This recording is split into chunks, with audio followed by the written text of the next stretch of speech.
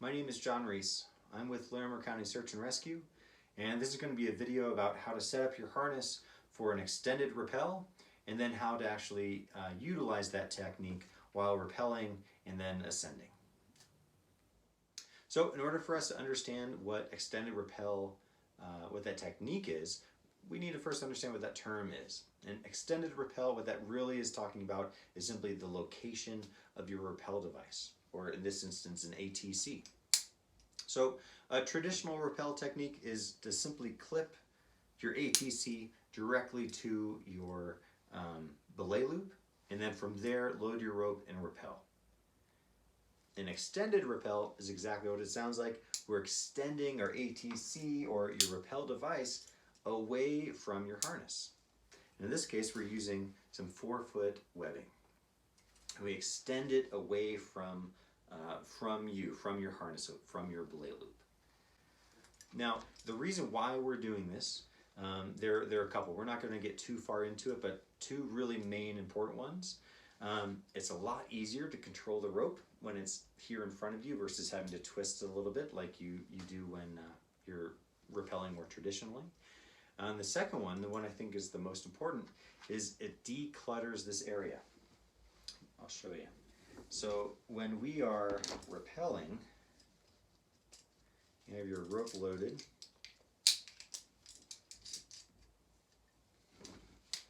All right, now hopefully you're going to be using a third hand or a backup. When we extend that rappel, we can very comfortably connect that third hand to our belay loop, and there's more than enough room between our prusik or a third hand or backup and our ATC. So there's no risk that this is going to get sucked into the ATC, bind things up, be minded by the ATC. And another really important thing to think about, you have then enough room here. I'll step a little closer. You have enough room to be able to break that prusik when you're ready to get moving again. So in order for us to understand how to do this, first thing, I want to make sure that we're all understanding the terminology I'm going to be using with regards to the harness. So some basic harness anatomy. So we have the first part of it, our waist loop, right? Our waist belt. This is what goes around our waist, like you can see on my harness here. This should be slightly above your hip bones. That's what helps prevent it from sliding down. So we have our waist loop, or our waist belt. We then have our leg loops. Not complicated. This is what our legs go through. Really nice and easy. Now, the most important part of understanding the anatomy of the harness is understanding what this is. This is our belay loop. The belay loop essentially connects our leg loops and our waist harness, or our waist belt. This is also where we're going to be connecting a lot of our carabiners, our ropes. Sometimes we'll do a slightly different thing. We'll connect what's called the hard points with ropes or with carabiners. Now the hard points, that's what the belay loop is going through. A hard point, or a tie-in, it's an additional little loop. We have one coming off of the leg loops. Here's then that hard point. You can see the belay loop going through it. And then it comes up here to our second hard point, or our second tie-in. And that is connected to the waist belt. The belay loop, if you're connected to that with a carabiner, or if you directly go into both hard points with a carabiner or rope, what that's doing is when you fall, it's dispersing that force of that fall to both your leg loops and your waist belt, not one or the other. That way, we're not putting some really scary forces on our lumbar region of our spine or on our legs. It's dispersed between those two regions, making that fall or that rappel more comfortable. Okay, in order for you to accomplish setting up your harness for the extended rappel, the way we're doing it with LC-SAR is we're going to be using a 4-foot sling. Now I'll have a connection or a link to the exact sling that we're using for the team. Again, there are a lot of ways to extend the rappel, we're using a 4-foot sling so that we have an extra added benefit of some leftover webbing, which I'll discuss in a little bit. But you could do this easily with a 2-foot sling, 1-foot sling. It just depends on how far out you want to extend that ATC and what other additional benefits do you want from it. So with your 4-foot sling, first thing I want you to do is find where the sling is tied together or sewn together. It's where you have that stitching. That's what makes this sling a loop. Okay, so find that stitching. And I want you to go extend out maybe just another inch or so. See how I'm doing that? Here's the webbing or the stitching. Then create a loop just about an inch above it. See how I did that? Now I want you to pinch that loop because this is what we're going to be using to push our way through our harness. We're going to go through those hard points of the harness.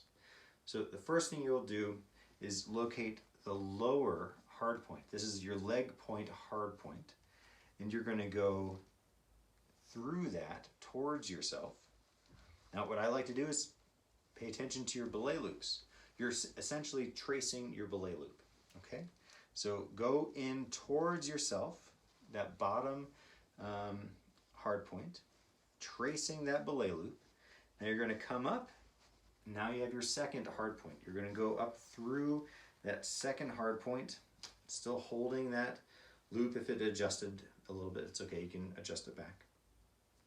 So you still have that loop with the stitching right here. Pull that up, but don't go all the way. Pull it up until you have a nice little loop here at the bottom. Okay? Now I just simply put my hand through that.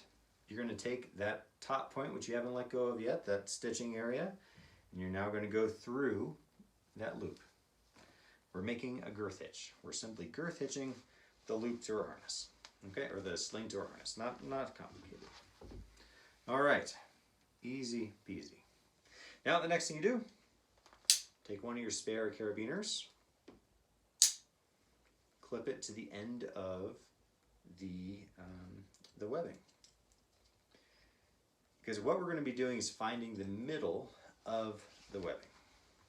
Now what I like to do is I just simply clip that carabiner to my belay loop, and I don't have to worry about it. All right, so extend your hand out and find the midway point.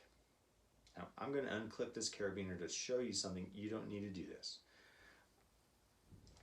You're going to find that middle. Now, do you notice how we have a carabiner side of the loop of the webbing, and we have a harness side, the side that's connected to your harness? I want you to make sure you understand which is which. Okay, so we have again carabiner side and harness side. So with things connected, you have that midway point. I want you to pinch that midway point. Now you're going to slide down on the harness side of the webbing. Okay, this is where it's important you know which is which. Slide down on the harness side of the webbing about 2 inches. So we're not going far. About 2 inches. That becomes your new midpoint. So this isn't the true midway point, but this is our new one, and I'll explain why we have to do it this way in a little bit. So we're now going to create a bite. We're going to create a loop here. Okay, this is a bite right there. So this is now our new midway point, and we have our bite. What we're going to be doing is simply tying an overhand on a bite. Not a complicated knot at all. So maintain that pinch.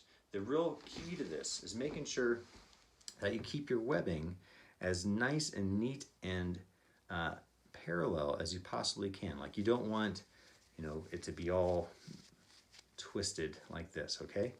You want it to be as nice and neat as you possibly can keep it, so it'll make tying this knot a lot easier. So what I like to do is something that works for me, and you can tie it however you like. I sort of use my gun technique. So I have those 2 fingers there, and I slide down, again keeping those strands as straight and parallel as possible. I then wrap around my two fingers. Just made my X right there, right? And then you come around, take those two fingers out, and you push that bite, your new midway point, through that hole, and make sure everything stays nice and parallel. Here's the tricky part. You've probably already rushed ahead, but that's okay. The tricky part, a lot of people, what they do is they slide the knot down away from the bite they just created. Well, what you just did is made your loop long, but this section not as long. We want to keep this as small as possible to keep this section as long as possible.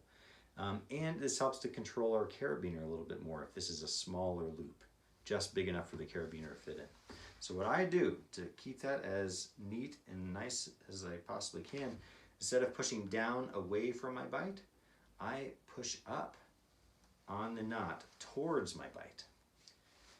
When I do that, I've now created a nice small loop, something that easily a carabiner can fit into. It can still slide around in, but it's not an excess amount of webbing in play for that. All right, so now your carabiner goes in there, your ATC goes in here. And now you may be thinking, what about that other carabiner side? Well, if you did it correctly, the way you know you'll have done it correctly is when you pull up on your ATC, or you don't need to have your ATC here. In fact, I'll take mine off. When you pull up on that carabiner that's going through that bite you just created, that overhand on a bite, and you put tension here, you should still be able to very easily unclip that carabiner and that other side of the webbing.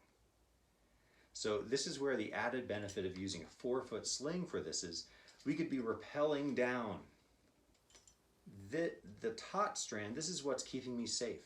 This is all connected to my ATC and the rope and my third hand, and all that stuff is involved in my rappelling. This has nothing to do with my rappelling. So the added benefit to doing it with a 4-foot sling is I now have this extra foot or so of webbing with a carabiner to it that I can now reach over and connect myself into the litter, or connect myself to the patient or the anchor, or whatever needs to happen. I have that extra benefit of that. Not necessary for extending the rappel, but a nice added benefit to the way we're doing it. So that's basically how you do it. If you're a little unsure, go back, rewind, and we'll go from there.